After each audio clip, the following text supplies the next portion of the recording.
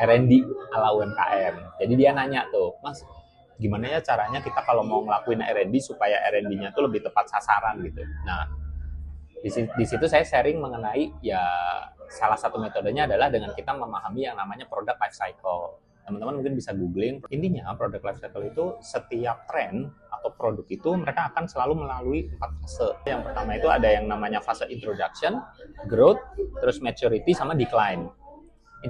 Introduction ini saya coba sederhanakan ya. Introduction itu apa? Introduction itu adalah ketika sebuah tren atau produk itu baru mulai masuk ke pasar, itu yang ngomongin tuh belum banyak, tapi sudah mulai ada orang-orang yang biasanya orang-orang dengan authority kecil, dia mulai berisik ngomongin itu, kayak ini tuh kalian semua harus tahu, karena dia merasa jadi early adapter.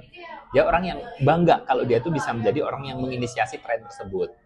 Nah, ke fase ini tuh ya memang masih belum terlihat bombastis, belum banyak yang ngomongin, tapi sudah mulai ada bibit-bibit orang yang berisik gitu. Nah, ketika dia sudah memasuki fase ke sini, dia akan memasuki fase yang namanya growth. Nah, jadi growth itu adalah fase tinggi-tingginya proses peningkatan trennya. Kalau bahasa orang bilang tuh viral gitu. Dia lagi naik-naik viralnya. Biasanya di fase growth ini udah mulai ada orang-orang dengan authority. Orang-orang dengan authority itu orang-orang yang sudah punya base audience besar, mulai ikut masuk ke sana. Dia mulai ikut-ikutan tren. Tapi orang-orang belum yang masuk ke dalam ranah FOMO. Baru setelah dia di fase growth, masuklah ke fase maturity. Maturity ini dia udah di puncak. Dia sudah berada di puncak kejayaannya, puncak kejayaan dari tren tersebut. Inilah fase di mana orang-orang udah FOMO sama itu. Orang-orang kalau tren itu nggak diikuti itu orang udah rasanya ketinggalan zaman.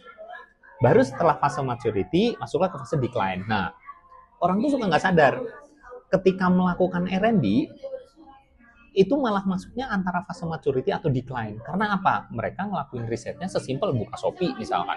Buka Shopee apa yang best seller. Nah, padahal ketika dia bisa jadi masuk ke best seller, justru dia itu antara dia sudah di fase maturity atau sudah masuk di decline, tapi dia sudah berhasil penetrasi dengan baik di market tersebut. Karena decline itu hanya jadi tempat untuk mereka-mereka yang berhasil jadi top of mind di produk tersebut. Artinya apa? R&D yang baik, R&D yang benar, itu adalah mereka yang bisa mencari produk yang sedang berada di fase antara perkenalan itu tadi, introduction, atau growth.